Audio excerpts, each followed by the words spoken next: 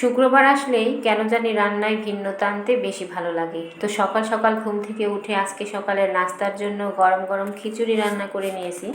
খুব সকালে উঠে রান্নাটা করে নিয়েছি, আর রান্না করার সময় আমার ভিডিও করতে একদমই খেয়াল ছিল না। আর এখন হচ্ছে খাবার বেড়ে দিতেছি। তো গরম গরম খিচুড়ির সঙ্গে লেবু, পেঁয়াজ, তার সঙ্গে ডিম ভাজা, আর করেছিলাম কচু পাতার ভর্তা।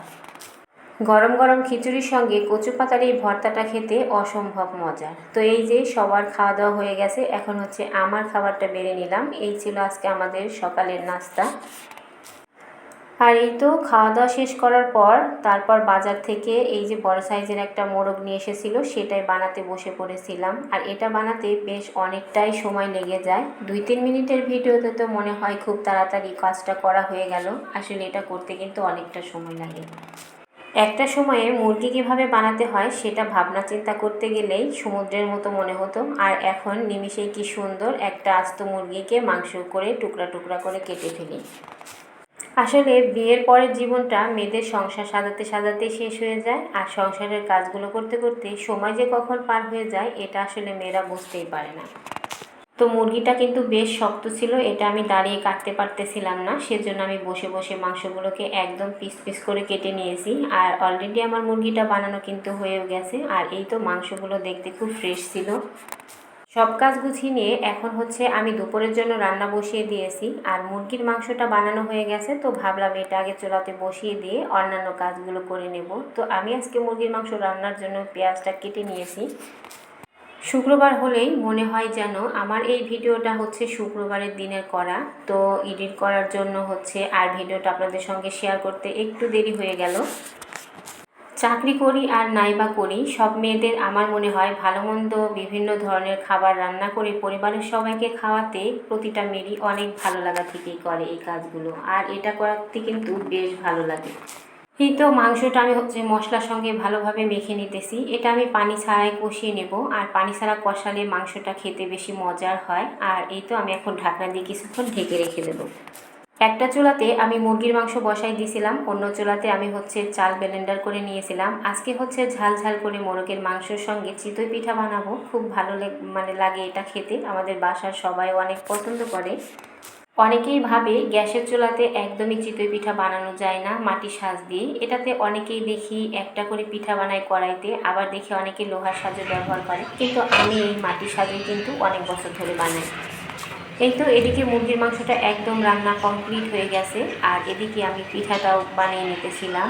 আর এই যে খুব তাড়াতাড়ি কিন্তু এই পিঠাগুলো বানানো হয়ে যায় অল্প সময়ের মধ্যে। আর এটা দেখতে এত সুন্দর হয়েছিল, খুব সুন্দর ফুলেছিল পিঠাগুলো। প্রথম খোলাতেই পিঠাটা এত সুন্দর ফুলেছিল, দেখতেও বেশ ভালো লেগেছিল, আর পিঠাগুলো খুব সহজেই উঠে আসছিল। আর পিঠার যে নিচের পাটটা সেটাও কিন্তু বেশ সুন্দর ফ্রেশ আর সাদা হয়েছিল। পিঠাগুলো ভেতরটাও কিন্তু অনেক ফুলকো আর সুন্দর ছিল। পিঠা বানানোটা আমার মায়ের কাছ থেকেই শেখা, মাকে দেখে দেখে শিখে গেছি। হয়তো বিয়ের আগে কখনো এই পিঠাটা বানানো হয়নি, শুধু দেখেছি যে আম্মা এই পিঠাগুলো কীভাবে বানায়, আর এখন নিজে নিজেই কেমন করে যেন শিখে গেছি। তো একটা খোলা পিঠা হয়ে গেছে, তো আমি আরেকটু পিঠা বানিয়ে নেব, মানে গোলা অনেকটা পরিমাণে আছে। তো এখনই মাত্র শুরু করলাম পিঠাগুলো বানানোর জন্য, আর এই সাজটা ভালোভাবে মুছতে দিলে পিঠাগুলো খুব সুন্দরভাবে উঠে আসে। একটা খোলা তুলে নিয়েছি, তারপর সাজটা ভালোভাবে মুছে এখন আমি আবার পিঠাগুলো দিয়ে দিতেছি সাজের মধ্যে। তো গোলাগুলো দিলেই 2-3 মিনিটের মধ্যে এই পিঠাগুলো হয়ে যায়, খুবই কম সময়ে অনেক মজার একটা পিঠা। আমার বাসায় তো এই পিঠাটা সবার অনেক পছন্দের। গরুর মাংস হোক বা মুরগির মাংস, যেই মাংসই হোক না কেন, সবটা দিয়ে কিন্তু এই পিঠাটা খেতে ভীষণ মজার হয়। আর আমি চালগুলো কিন্তু ব্লেন্ডারে ব্লেন্ড করে নিয়েছিলাম, সেটা দিয়ে আজকে এই পিঠাগুলো বানাইছি। আর দেখেন পিঠাগুলো কি সুন্দর হয়েছে, তাই না?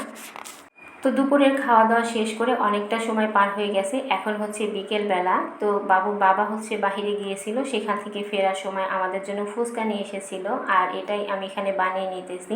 আর ফুচকাগুলো খেতে ভীষণ মজার ছিল। সময়ের সাথে সাথে মানুষের শখ বলেন, ইচ্ছা বলেন, বা খাবারের রুচি বলেন, সবটাই কিন্তু চেঞ্জ হয়। আর এই ফুচকাটা একটা সময় আমার ভীষণ ভালো লাগতো, এখন আর তেমনটা ভালো লাগে না ফুচকা খাওয়ার জন্য। আর তেমন আর মাঝে মধ্যে বাহিরেও যাওয়া হয় না, তো মাঝে মধ্যে হচ্ছে বাসায় নিয়ে আসা হয়। আর এই তো এখানে হচ্ছে সবাই মিলে এখন ফুচকা খাবো। আমার বাবুটাও হচ্ছে ফুচকা ভীষণ পছন্দ করে, তবে এই ফুচকাটা বেশ ভালো ছিল, টকটাও, কিন্তু ভর্তাটা আমার কাছে তেমন ভালো লাগেনি। তো এখানে আমরা হচ্ছে মা ছেলে সবাই মিলে এখানে ফুচকা খাচ্ছিলাম।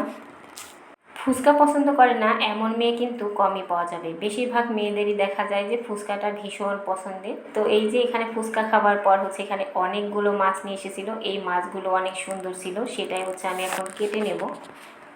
আমাদের বাসায় সব ধরনের মাছই খাওয়া হয়, তার মধ্যে এই মাছটা কিন্তু বেশি আনা হয় কারণ এটা সবার পছন্দ। তো মাছগুলো কাটার পর এখন হচ্ছে আমরা পিঠা বের করে নিয়েছি পিঠা খাওয়ার জন্য। এই পিঠাগুলো মায়ের বাড়ি থেকে আসার সময় নিয়ে আসছিলাম। তো আজ এই পর্যন্তই, সবাই ভালো থাকবেন।